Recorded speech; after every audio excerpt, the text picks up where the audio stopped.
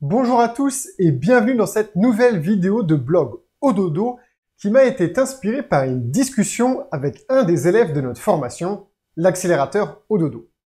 Et cette personne voyait systématiquement dans les actions qu'elle menait deux cas de figure, un positif et un négatif. Et moi, je me concentre à lui dire que dans tous les cas, c'est deux positifs et je vais vous expliquer pourquoi. Prenons l'exemple d'une action que vous allez mener en marketing. Ça pourrait être une action de communication, par exemple. Imaginons que cette action a un objectif bien précis. Je vous rappelle, et je fais une petite parenthèse, que les objectifs doivent obéir au principe SMART. Alors, c'est un acronyme américain et il est très utile. Donc, un objectif, quelle que soit l'action que vous menez dans votre business, il doit être SMART. S comme simple, M comme mesurable, hop, j'écris vite, donc c'est mal écrit, A comme atteignable, et je vais vous expliquer à chaque fois ce que ça veut dire, R comme réaliste, et T comme temporel.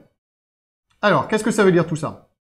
Simple, ne vous fixez pas un truc alambiqué. Un objectif simple, ça peut être par exemple, de telle période à telle période, je veux atteindre 20% de réservation en plus. Ou je veux que mon prix moyen augmente de 20%. Donc un objectif simple. Mesurable, avec des chiffres. Ce qu'on peut mesurer, c'est ce qu'on peut analyser et du coup, c'est ce qu'on peut améliorer. Donc il faut absolument que d'une manière ou d'une autre, vous ayez un élément pour mesurer si oui ou non l'objectif va être atteint. Atteignable, c'est simplement, est-ce que c'est réaliste? Donc c'est un petit peu lié, mais atteignable, ça va être par exemple, si vous vous fixez d'atteindre 1000 réservations de plus sur une durée d'un mois, alors que vous n'avez que 500 nuitées potentielles durant cette période, eh bien évidemment, ça n'est pas atteignable. Réaliste, ça veut dire qu'en fonction de vos capacités, de vos ressources, il faut que vous pensiez que oui, vous pouvez réellement atteindre cet objectif. Et temporel, il faut qu'il y ait une limite dans le temps pour atteindre cet objectif. Ne vous fixez jamais d'objectif ad vitam aeternam. C'est d'ici à dans 15 jours, d'ici à dans un mois, ou des objectifs à plus long terme, d'ici à dans un an. Donc voilà, donc vous menez une action en respectant le principe SMART. On va donner par exemple une action de communication sur les réseaux sociaux, par exemple sur Facebook, pour avoir plus de likes. Typiquement, vous voulez faire grandir la communauté pour être de plus en plus visible. Donc, l'objectif, il est simple, c'est plus de likes. Donc, on va mettre, par exemple, plus 1000 likes. Mesurable, oui, bien évidemment, puisque ce qu'il va falloir atteindre, c'est 1000. Atteignable, en fonction de la durée et des moyens que vous vous donnez, c'est tout à fait atteignable. Donc, on va dire, par exemple, temporel, vous vous donnez un mois. Et vous vous donnez un budget pour que ce soit atteignable de 100 €. Ok, pas de souci. Est-ce que c'est réaliste? Oui. Super. Donc vous partez sur cette action marketing. Premier résultat, il est positif. Super, vous atteignez votre objectif, vous êtes super content. Deuxième cas de figure, il est négatif, ça a foiré. Et là, la plupart d'entre nous vont se dire « Ah merde, tout ça, tout cet objectif et toute l'action qu'on a menée, je la mets à la poubelle, je ne le ferai plus jamais. » Alors que la bonne mentalité, en fait, c'est de se dire que si on a bien respecté le SMART et que c'est mesurable, ça, c'est pas négatif.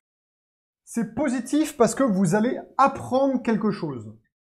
Et alors, qu'est-ce que vous allez apprendre et comment vous allez le faire? Eh bien, la première chose que vous allez faire, c'est que vous allez mesurer le résultat et vous allez ensuite en faire l'analyse. Et donc, vous allez en tirer du savoir. Pourquoi est-ce que ça a foiré? Est-ce que ça a foiré parce qu'on n'a pas respecté SMART? Est-ce que ça a foiré parce qu'en fait, on a dépassé le budget qu'on s'était fixé et qu'il faut fixer plus de budget? Ou est-ce que ça a foiré parce qu'on s'est pas donné assez de temps? Et ainsi de suite. Donc, quoi qu'il arrive, dans tout ce que vous faites, si vous respectez un tant soit peu le principe SMART, vous aurez deux résultats positifs.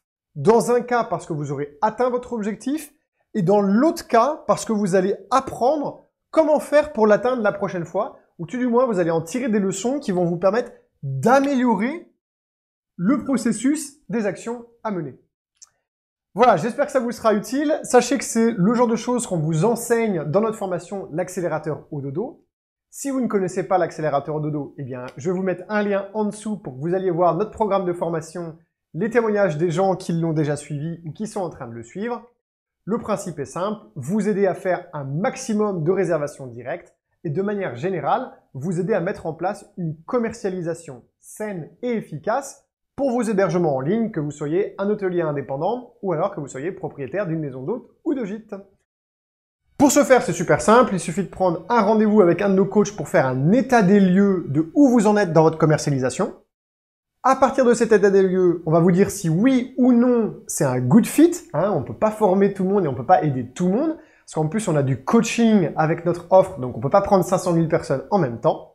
Et si c'est un good fit, on vous expliquera également comment vous pouvez vous faire financer notre formation par votre OPCO, votre opérateur de compétences. Ce qui fait qu'avec un petit peu de chance, si vous êtes finançable en partie ou au maximum à l'intégralité, ça peut vous revenir gratuitement, même si j'aime pas ce mot, parce que il faut à la fois s'investir en temps, en volonté, mais aussi un petit peu en argent, pour que vous puissiez derrière cartonner avec la formation. Voilà, n'oubliez pas non plus de vous abonner à la chaîne YouTube si vous voulez avoir régulièrement des nouvelles, des trucs, des astuces et des conseils pour vous aider. Je vous retrouve dans la prochaine vidéo.